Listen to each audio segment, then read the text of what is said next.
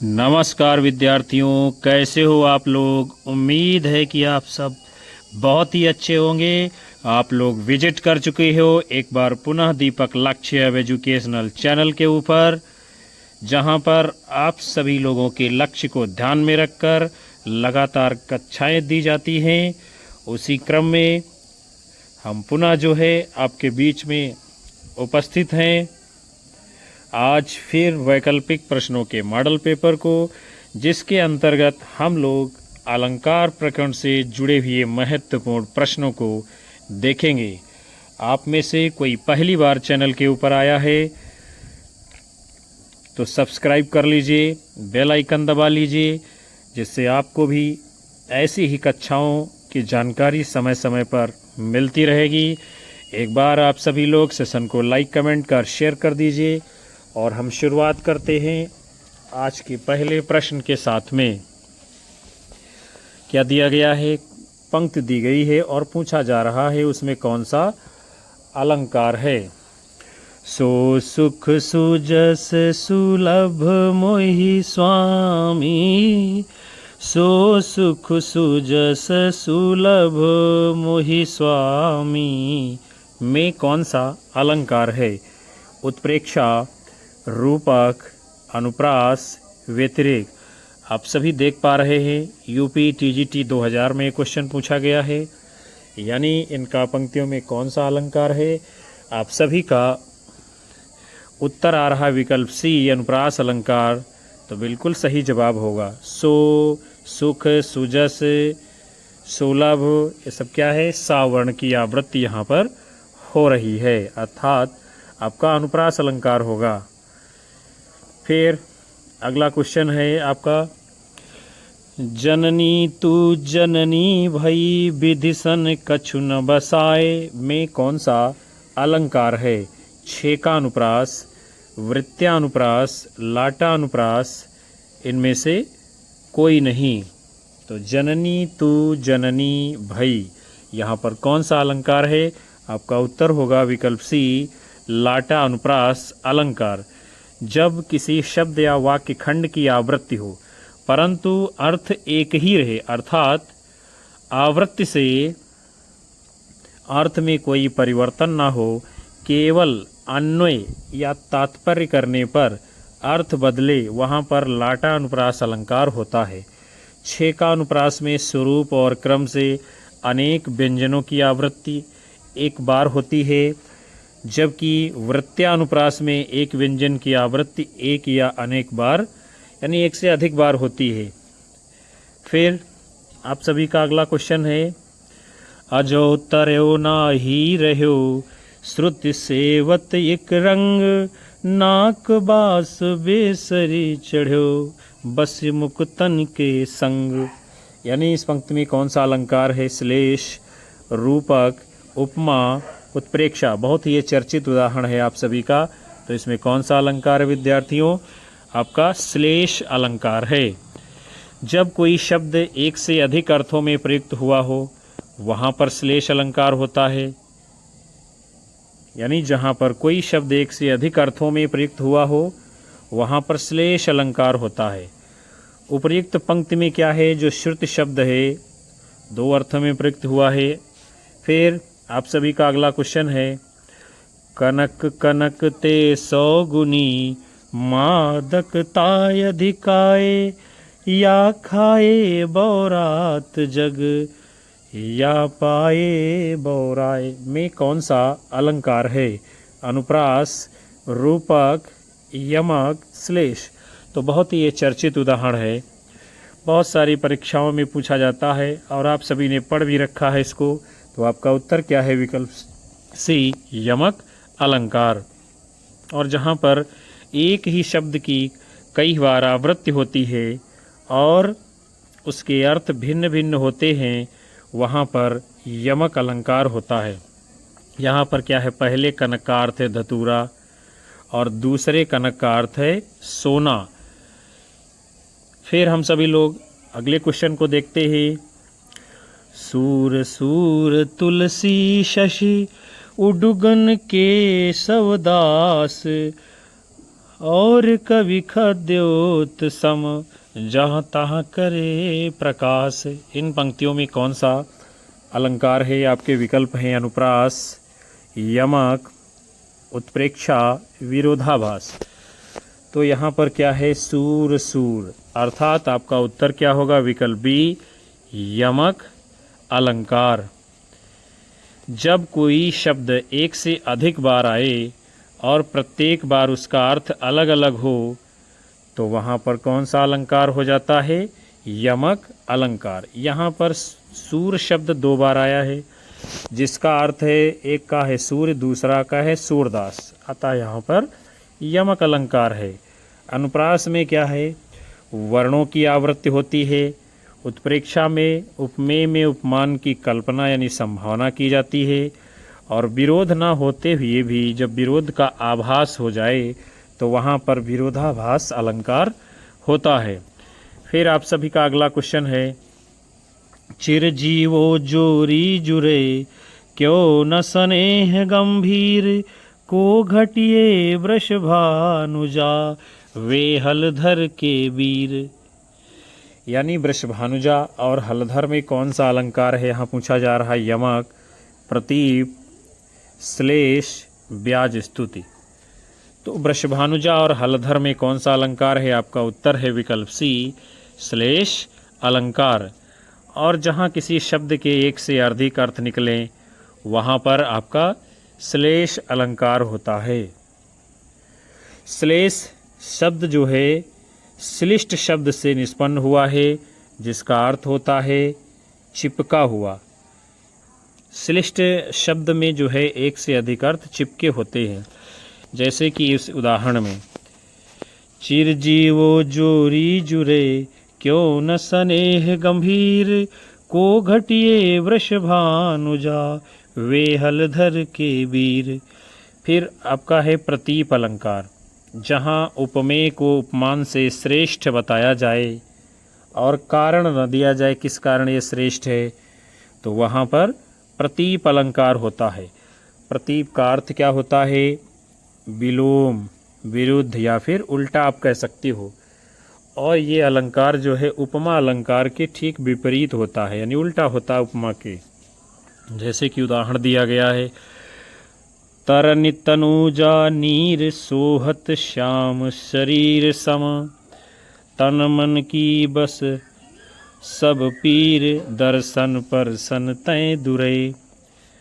उसके बाद आपका है अगला ब्याज स्तुति अलंकार। जहाँ पर देखने या सुनने में तो निंदा प्रतीत हो, कैसे? देखने सुनने में निंदा प्रतीत हो पर वास्तव में हो प्रशंसा, वहाँ पर ब्याज स्तुति अलंकार होता है। काशीपुरी की कुरीति महा, जहाँ देह दये पुनि देह न पाइए। ये उदाहरण जो है किस अलंकार का है? ब्याज स्तुति अलंकार। फिर हम लोग आगे बढ़ेंगे और यमक अलंकार के बारे में आप जानते ही हो। यमक का अर्थ है युग्म या जोड़ा। जहाँ एक शब्द की आवृत्ति 2 या 2 से अधिक बार होती है किंतु उसके अर्थ भिन्न हो, वहाँ पर यमक अलंकार होता है। दूसरे शब्दों में यमक अलंकार का मूलाधार शब्द आवृत्ति के साथ अर्थ की विभिन्नता से है। जैसे कि आपका उदाहरण है, खग कुल कुल कुल सा बोल रहा, किस लय कायन चल डोल रहा। खग कुल कुल कुल सा बोल रहा। तो यहाँ पर क्या है? खग कुल, ये कुल कुल जो है 2 बार आ रहा है। यहाँ पर इसके अलग अलग अर्थ हैं। एक कुल का अर्थ है वंश, एक कुल होता जैसे नदी का किनारा, अर्थात यहाँ पर आपका यमक अलंकार होगा। फिर अगला क्वेश्चन है, तरनि तनुजा तट तमाल तरुवर बहुछाए, झुके कूल सो जल पर सनहित मनहु सुहाए। इसमें अलंकार कौन सा है? उत्प्रेक्षा, वृत्त्यानुप्रास, शब्दालंकार, स्वभावोक्ति। तो इसमें कौन सा है? आपका उत्तर होगा विकल्प बी, वृत्त्यानुप्रास। यानी तरनी, तनुजा, तट, तमाल, तरुअर। आप देख रहे हैं तावर्ण का वृत्त बन रहा है। फिर अगला क्वेश्चन है श्लेष अलंकार होता है। ये क्वेश्चन बार बार पूछा जाता है। शब्दालंकार, अर्थालंकार, उभयालंकार उपयुक्त में से सबसे अलग यानी कोई भी नहीं। तो श्लेष अलंकार किसका भेद है ये आप सभी लोग जानते हो। ये शब्दालंकार का भेद है। और अलंकार 3 प्रकार के हैं, शब्दालंकार, अर्थालंकार, उभयालंकार। शब्दालंकार में शब्दों की लयात्मकता होती है। फिर आपका अगला क्वेश्चन है निम्नांकित पंक्तियों में अलंकार बताइए। रनित भृंग घंटावली, झरित दान मधुनीर, मंद मंद आवत चलो, कुंजरु कुंज समीर। उत्प्रेक्षा, रूपक, यमक, श्लेष। तो इनका भी पंक्तियों में कौन सा अलंकार है आपका? तो यहाँ पर उत्तर क्या होगा आपका? विकल्प सी, यमक अलंकार। उसके बाद में आपका अगला क्वेश्चन है जहाँ वर्णों की आवृत्ति बार बार होती है उसमें कौन सा अलंकार होता है? यमक, श्लेष, अनुप्रास, उत्प्रेक्षा। तो आप सब जानते हो जहाँ पर वर्णों की आवृत्ति बार बार होती है वहाँ पर विकल्प सी यानी उत्तर आपका है अनुप्रास अलंकार होता है। फिर आगे बढ़ेंगे। उत्प्रेक्षा अलंकार कहाँ पर होता है? जब उपमेय में उपमान की संभावना प्रकट की जाए या कल्पना की जाए तो वहाँ उत्प्रेक्षा अलंकार होता है। और श्लेष के बारे में आप जानते ही हो, जहाँ पर एक शब्द के अनेक अर्थ चिपके रहते हैं वहाँ पर श्लेष अलंकार होता है। फिर आप सभी लोगों का अगला क्वेश्चन है राम हृदय जाके नहीं, विपत्ति सुमंगल ताहि। राम हृदय जाके नहीं, विपत्ति सुमंगल ताहि। इनमें कौन सा अलंकार है यानी अनुप्रास का कौन सा भेद है? श्रुत्यानुप्रास, वृत्त्यानुप्रास, लाटा अनुप्रास, छेका अनुप्रास। आप सभी लोगों को फटाफट से बताना है इसमें कौन सा अलंकार है। तो इस क्वेश्चन के लिए आप लोगों का जवाब आ रहा है विकल्प सी, लाटा अनुप्रास। तो बिल्कुल राइट आंसर होगा। इस प्रकार का एक क्वेश्चन अभी ऊपर और पूछा जा चुका है। हम लोग आगे बढ़ते हैं। जहाँ शब्दों या वाक्यों की आवृत्ति समान हो, वाक्यों की यानी शब्दों की आवृत्ति समान हो, उसका अर्थ भी केवल एक हो, केवल अनन्वय जब किया जाता है उसके बाद अर्थ बदल जाता है, तब वहाँ लाटा अनुप्रास अलंकार होता है। अगला क्वेश्चन है आपका मैं सुकुमारी नाथ बन जोगू, तुम ही उचित तप मोह कहाँ भोगू। इस पंक्ति में कौन सा अलंकार है? सभंग श्लेष, अभंग श्लेष, श्लेष वक्रोक्ति, काकु वक्रोक्ति। तो इस पंक्ति में कौन सा अलंकार है? आपका उत्तर है विकल्प डी, काकु वक्रोक्ति। इसमें क्या है? सीता द्वारा स्वयं को कोमल तथा अपने प्रति राम को वन के योग्य होने का व्यंग किया है, इसलिए यहाँ पर कौन सा अलंकार है? काकु वक्रोक्ति अलंकार। आपका अगला क्वेश्चन है अलंकारों की महत्ता के संबंध में इनमें से कौन सा कथन सही नहीं है? चलिए हम लोग देखते हैं इनमें कौन सा कथन सही नहीं है। तो अलंकारों से काव्य सौंदर्य में वृद्धि होती है। अलंकारों के बिना काव्य रचना संभव नहीं है। अलंकार काव्य सौंदर्य उत्पन्न करते हैं। अलंकारों से काव्य में रोचकता, प्रभु विष्णुता आती है। आप सभी को जो है अपना उत्तर करना है कौन सा इसमें सही जवाब होगा। तो इस क्वेश्चन में जो सही उत्तर होना चाहिए वो है विकल्प बी। कौन सा है? विकल्प बी। यानी अलंकारों के बिना काव्य रचना संभव नहीं है, ऐसा नहीं है। अलंकार ना हो तो भी आप काव्य रचना कर सकते हो। और सही वाले कौन कौन से हैं? अलंकारों से काव्य सौंदर्य में वृद्धि होती है, ठीक बात है। अलंकार काव्य सौंदर्य उत्पन्न करते हैं, ठीक बात है। अलंकारों से काव्य में रोचकता और प्रविष्णुता आती है, ये भी बात सही है। यहाँ पर विकल्प सी दिया गया है जो कि ठीक आंसर नहीं है। फिर आपका अगला क्वेश्चन है, इनमें से जो अनुप्रास अलंकार का लक्षण ना हो उसे छांटिए। शब्द के प्रारंभ अथवा अंत में वर्णों की आवृत्ति होती है, ये बात सही है। एक या अनेक वर्णों की क्रमानुसार आवृत्ति होती है, ये भी सही है। एक ही उच्चारण स्थान से बोले जाने वाले वर्णों की आवृत्ति होती है, ये भी बात सही है। जो अनुप्रास अलंकार के संदर्भ में गलत है वो क्या है? विकल्प सी, पंक्ति की संपूर्णतया आवृत्ति ये जो है नहीं होती है। बाकी तीनों बातें बिल्कुल सही मानी गई हैं। फिर आपका अगला क्वेश्चन है, जहाँ पर एक व्यंजन की आवृत्ति एक या अनेक बार हो वहाँ पर होता है छेकानुप्रास, वृत्त्यानुप्रास, लाटानुप्रास, यमक अलंकार।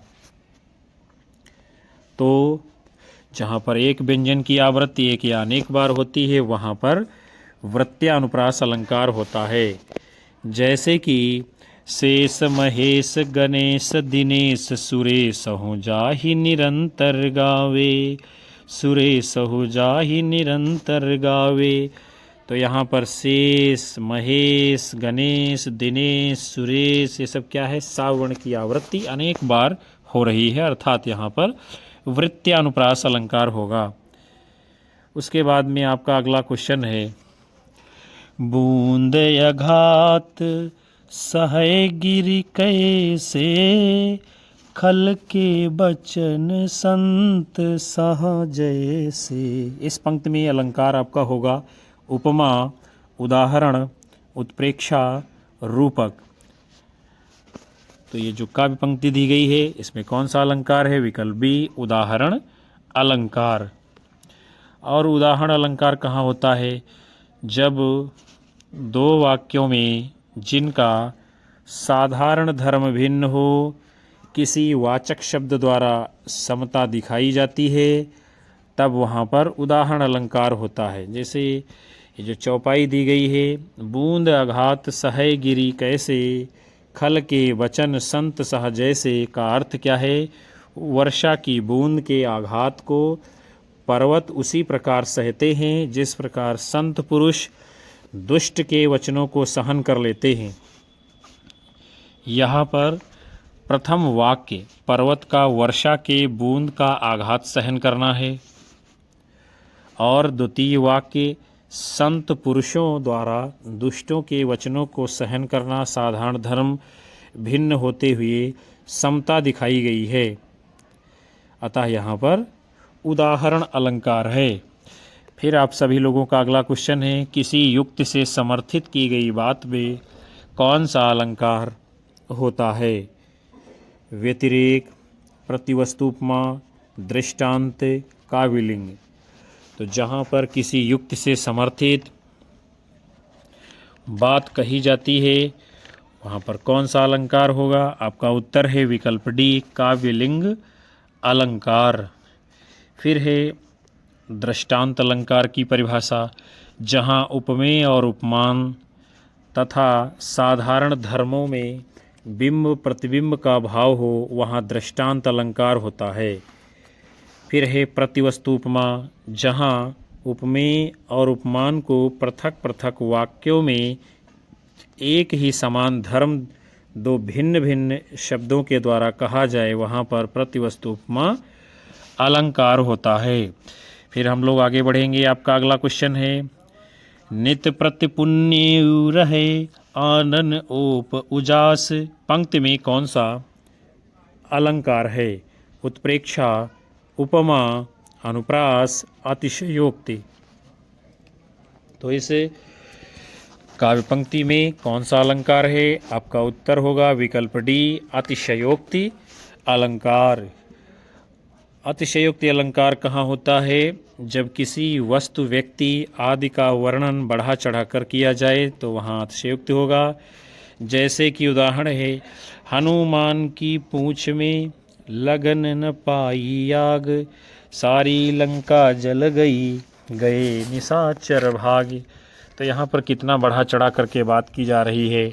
आग लग नहीं पाई, लंका पहले ही जल गई, अर्थात यहाँ बड़ी बड़ी बातें की जा रही हैं लोक सीमा से बढ़ के। फिर आपका अगला क्वेश्चन है, सखी नील नभस्सर से निकला, यह हंस यहाँ तिरता तिरता, यह हंस यहाँ तिरता तिरता, अब तारक मौक्तिक शेष नहीं, निकला जिनको चरता चरता, निकला जिनको चरता चरता। रूपक अलंकार का कौन सा भेद है इसमें? सांग रूपक, निरंग रूपक, परंपरित रूपक, इनमें से कोई नहीं। तो यहाँ पर कौन सा रूपक का भेद है? आपका उत्तर है विकल्प ए, सांग रूपक अलंकार। जहाँ उपमेय में उपमान का आरोप हो तथा गुण की अत्यंत समानता के कारण उपमेय और उपमान का अभेद आरोप हो, वहाँ पर सांग रूपक अलंकार होता है।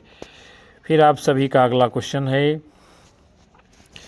नील परिधान बीच सुकुमार, खुल रहा मृदुल यद खुला अंग, खिला हो ज्यों बिजली का फूल, मेघ बन बीच गुलाबी रंग, मेघ बन बीच गुलाबी रंग। इसमें कौन सा अलंकार है? उत्प्रेक्षा, श्लेष, रूपक, उपमा। आप सभी लोगों को इस क्वेश्चन का आंसर करना है। इन काव्य पंक्तियों में कौन सा अलंकार है? तो आप सभी लोगों का इस क्वेश्चन के लिए जवाब आ रहा है विकल्प ए, यानी उत्प्रेक्षा अलंकार। तो बिल्कुल सही होगा। और यहाँ पर ज्यों लगा भी हुआ है, इसका वाचक शब्द है उत्प्रेक्षा अलंकार का। जहाँ नायक, यानी यहाँ क्या है? नायक नील परिधान पहने नायिका के कांतिमय अंगों की तुलना नीले बादल के बीच कांतिमय बिजली से करता है। दोनों के बीच समानता या तुलना करने के लिए ज्यों वाचक शब्द आया है। और जब उपमेय में उपमान की संभावना प्रकट की जाती है तो वहाँ उत्प्रेक्षा अलंकार होता है। जब इसका भेद रहित आरोप होता है उपमेय उपमान का, तो रूपक अलंकार होता है। और श्लेष में क्या है? एक ही शब्द के अनेक अर्थ चिपके होते हैं। फिर आपका अगला क्वेश्चन है, जगत जनायो जिहि सकल, सो हरि जान्यो नाहे, ज्यों आखिन सब देखिए, आखिन देखी जाहे। उक्त दोहे में कौन सा अलंकार है? दृष्टांत, उदाहरण, उपमा, प्रतिवस्तु उपमा। तो इस काव्य पंक्ति में, इस दोहे में कौन सा अलंकार है? विकल्प बी, उदाहरण अलंकार। दृष्टांत अलंकार कहाँ होता है? जहाँ पहले कोई बात कहकर उससे मिलती जुलती कोई दूसरी बात द्वारा दृष्टांत दिया जाता है, लेकिन समानता किसी शब्द द्वारा प्रकट न हो, वहाँ दृष्टांत अलंकार होता है। जैसे कि परी प्रेम नंदलाल के, मोहिन भावत भोग, मधुपराज पद पाई के, भीख न मांगत लोग। काव्य में जहाँ एक ही कथन की पुष्टि के लिए दूसरे कथन को उदाहरण रूप में प्रस्तुत किया जाए, वहाँ पर उदाहरण अलंकार होता है। और इस उदाहरण अलंकार में भी ज्यों जैसे शब्दों का प्रयोग किया जाता है। फिर आपका अगला क्वेश्चन है, जहाँ समानार्थक विशेषणों से प्रस्तुत के वर्णन द्वारा अप्रस्तुत का बोध कराया जाए, वहाँ पर कौन सा अलंकार होता है? समाशोक्ति, सहोक्ति, विनोक्ति, व्यतिरेक। तो जहाँ समानार्थक विशेषणों से प्रस्तुत के वर्णन द्वारा अप्रस्तुत का बोध कराया जाए, वहाँ पर विकल्प ए, समासोक्ति अलंकार होता है।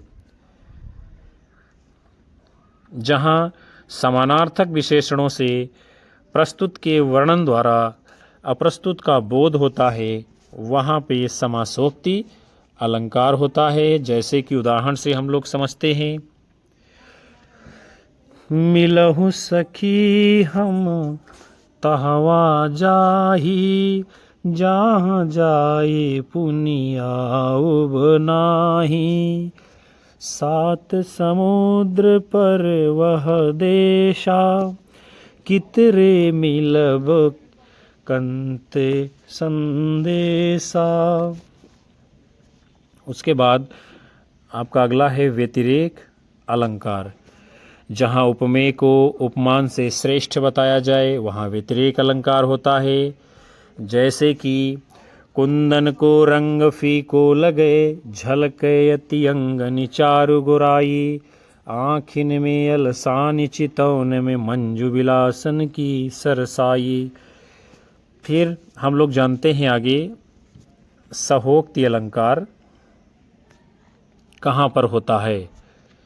जहाँ सह यानी संग आदि वाचक पदों द्वारा बहुत सी बातों का कथन एक साथ किया जाए वहाँ सहोक्ति अलंकार होता है। जैसे कि जस प्रताप वीरता बड़ाई, नाक घिना वहीं संग सिधाई। नाक घिना वहीं संग सिधाई। फिर उसके बाद में है बिनोक्ति अलंकार। जहाँ बिना रहित आदि शब्दों की सहायता से एक बिना दूसरा पदार्थ शोभित हो अथवा शोभित कहा जाए वहाँ विनोक्ति अलंकार होता है। जैसे कि जिय बिनु देह नदी बिनु वारी, तैसे ही नाथ पुरुष बिनु नारी। जिय बिनु देह, तो यहाँ पर क्या है आप देख रहे हो, बिनु बिना आ रहा है, यानी जीव के बिना देह, नदी के बिना जल अधूरा है, वैसे ही पुरुष के बिना नारी अधूरी है। यहाँ पर भी देख रहे बिनु लगा है, बिना आ रहा है। और परिभाषा में भी बताया गया बिना अर्थात रहित शब्दों की सहायता जहाँ ली जाएगी वहाँ विनोक्ति अलंकार होगा। फिर आपका अगला क्वेश्चन है निम्नलिखित में से अर्था अलंकार का कौन सा है। निम्नलिखित में से यानी अर्थालंकार कौन सा है इनमें से। प्रतिवस्तु उपमा, अनुप्रास, यमक, वक्रोक्ति, चार विकल्प आपके दिए गए हैं। इसमें से कौन सा जो है अर्थालंकार है, तो आपका उत्तर क्या होगा। विकल्प ए प्रतिवस्तु उपमा अलंकार इनमें से जो है आपका अर्थालंकार है। उपमा, रूपक, प्रतीप, व्यतिरेक, उत्प्रेक्षा, संदेह, भ्रांतिमान, असंगति, विरोधाभास, विभावना, अतिशयोक्ति, प्रतिवस्तु उपमा, दृष्टांत, काव्यलिंग, अर्थांतरन्यास, उदाहरण, समासोक्ति, अन्योक्ति, निदर्शना, ये सब अर्थालंकार के भेद हैं। फिर आपका है शब्दालंकार। शब्दालंकार के कौन कौन से भेद हैं। अनुप्रास, यमक, श्लेष, वक्रोक्ति आदि। फिर हम सभी लोग आगे बढ़ते हैं। आपका अगला क्वेश्चन है तंत्रीनाद कवित रस सरस राग रतिरंग, अन बूढ़े बूढ़े तिरे जे बूढ़े सब अंग। इस दोहा में कौन सा अलंकार होगा। उपमा, विरोधाभास, दृष्टांत, रूपक। तो ये जो दोहा दिया गया है इसमें कौन सा अलंकार है। आपका उत्तर है विकल्प बी विरोधाभास अलंकार। फिर आपका है दृष्टांत अलंकार कहाँ है। जहाँ उपमेय और उपमान के साधारण धर्म में बिंब प्रतिबिंब भाव प्रदर्शित हो तथा वाचक शब्दों का उल्लेख न हो वहाँ दृष्टांत अलंकार होता है। जैसे कि पगी प्रेम नंदलाल के, हमें न भावत भोग, मधुपराज पद पाई के, भीख न मांगत लोग। फिर आपका है उपमा अलंकार। जब एक ही वाक्य में उपमेय उपमान का सादृश्य अथवा समानता प्रतिपादित होती है और विपरीत धर्म की कोई चर्चा न हो वहाँ उपमा अलंकार होता है। जैसे कि पीपर पात सरिस मन डोला, तो यहाँ पर क्या है, पीपल के पत्ते के समान जो है मन डोल रहा। सरी से देखो आपका वाचक शब्द भी आ रहा है, अर्थात उपमा अलंकार होगा। फिर है आप रूपक अलंकार कहाँ पर होता है, जहाँ पर उपमेय में उपमान का भेद रहित आरोप हो वहाँ पर रूपक अलंकार होता है। जैसे कि उदाहरण है, उदित उदयगिरि मंच पर रघुबर बाल पतंग, बिकसे संत सरोज सब हर्षे लोचन भृंग। फिर हम सभी लोग आगे बढ़ेंगे। आपका अगला क्वेश्चन है, इन कथनों को उनके अलंकारों के साथ में क्या करना है, सुमेलित करना है और फिर आगे कूट के अनुसार आपको अपना उत्तर करना है। तो सबसे पहले क्या है, वो आदमी नहीं हैवान है। तो इसमें कौन सा अलंकार है, वो आदमी नहीं हैवान है, अपहनुति अलंकार। फिर है वे तो मानो देवता हैं, इसमें कौन सा सही होगा, वे तो मानो देवता हैं, उत्प्रेक्षा अलंकार। मानो मानो ये सब कहाँ आता, उत्प्रेक्षा में। फिर है कहीं है उसकी चाल तो नहीं, तो इसमें कौन सा अलंकार होगा, कहीं वो उसकी चाल तो नहीं, इसमें है आपका भ्रांतिमान अलंकार। फिर है आप तो साक्षात इंद्र हैं, इसमें कौन सा अलंकार है, रूपक अलंकार। यानी वो आदमी नहीं हैवान है, अपहनुत अलंकार। वे तो मानो देवता हैं, उत्प्रेक्षा अलंकार। कहीं है उसकी चाल तो नहीं, भ्रांतिमान अलंकार।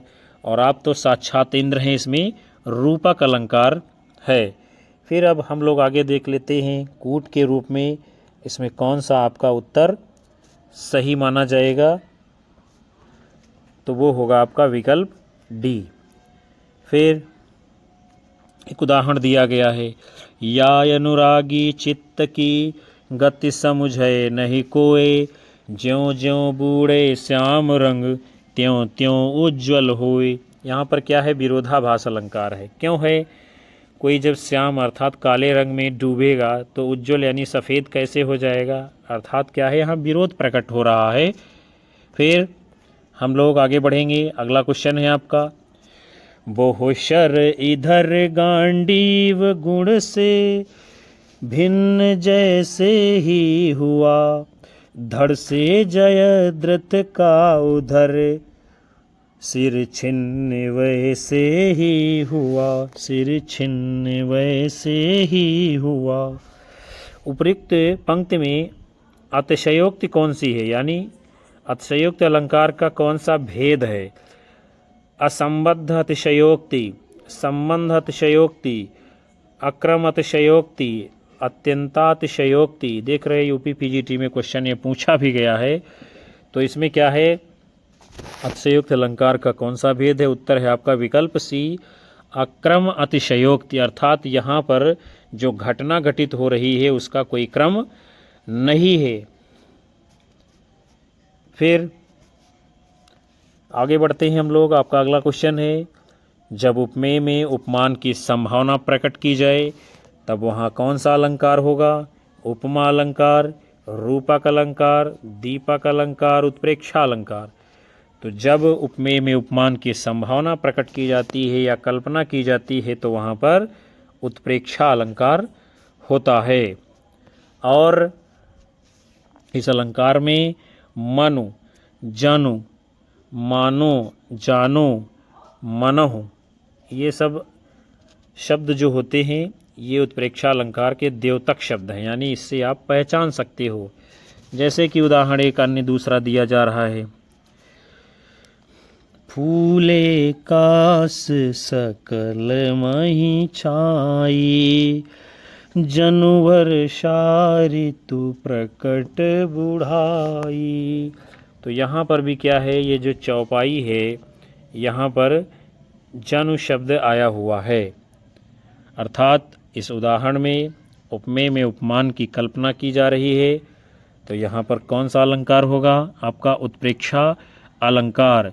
तो प्रिय विद्यार्थियों, आज के इस महत्वपूर्ण सेशन को हम यहीं पर विराम देते हैं, जिसके अंतर्गत आप सभी लोगों ने अलंकार प्रकरण से जुड़े हुए महत्वपूर्ण वैकल्पिक प्रश्नों की श्रृंखला को देखा जाना समझा। हमें उम्मीद है ये सेशन आपकी आने वाली परीक्षाओं के लिए बहुत ही कारगर साबित होगा, जहां से कई सारे प्रश्न हूबहू आपके एग्ज़ाम में देखने को मिलेंगे। कक्षा को लाइक करिए, कमेंट करिए, ज़्यादा से ज़्यादा साथी मित्रों में शेयर करिए।